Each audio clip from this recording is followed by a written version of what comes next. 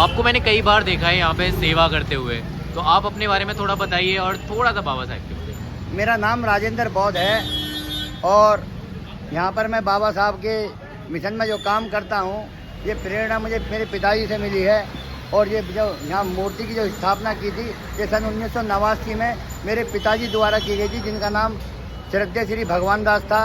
और बेहद संघर्षों के बाद एक छोटी सी मूर्ति का यहाँ पर निर्माण किया गया, लेकिन वो कार्य वहाँ चलता रहा और हम बाबा साहब के मिशन को आगे बढ़ाते रहे।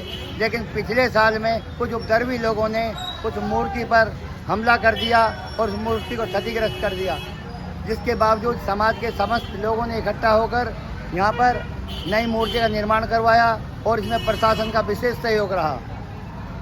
और पिछले करीब 25 सालों से मेरी माताजी हमेशा यहाँ बाबा साहब की सेवा में तत्पर रहती हैं, चाहे वो घर में कुछ करें ना करें, लेकिन बाबा साहब के यहाँ पर साफ़ सफाई व्यवस्था करना उनका काम है। तो हमेशा वैसे वो बाबा साहब की सेवा में हमारा परिवार रहता है और हम बाबा साहब के मिशन को आगे बढ़ाने के लिए हमेशा कार्य करते रहेंगे।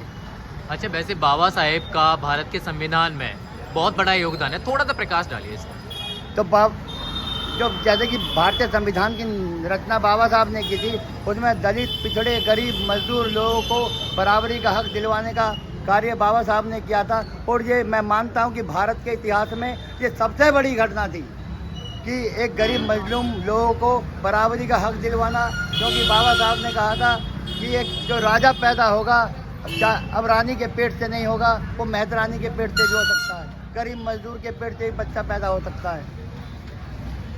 आप यहाँ पे क्या प्रोग्राम होने वाला है आज, थोड़ा सा? आज जैसे कि पहले से यहाँ पर लोग इकट्ठा हो रहे हैं, आज 6 दिसंबर है।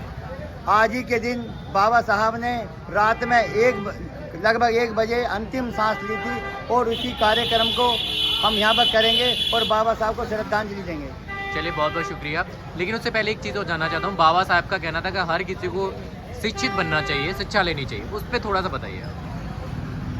जैसा कि पहले वक्त था, अब से 50 साल पहले हमारे बुजुर्ग बताते थे कि शिक्षा का कम प्रचार प्रसार था, लेकिन जैसे ही बाबा साहब की मूवमेंट आगे बढ़ी, बाबा साहब के विचारों को लोगों ने आगे बढ़ाया। हर गरीब मजदूर, आज मैं देखता हूँ, चाहे कोई मजदूर मजदूरी करने जा रहा हो, चाहे उसकी माँ किसी मजदूरी पर जा रही हो, लेकिन बच्चे को ज़रूर स्कूल छोड़ने जाएगी। तो बहुत बड़ा प्रभाव पड़ा है बाबा साहब का शिक्षा पर। चलिए, बहुत बहुत शुक्रिया।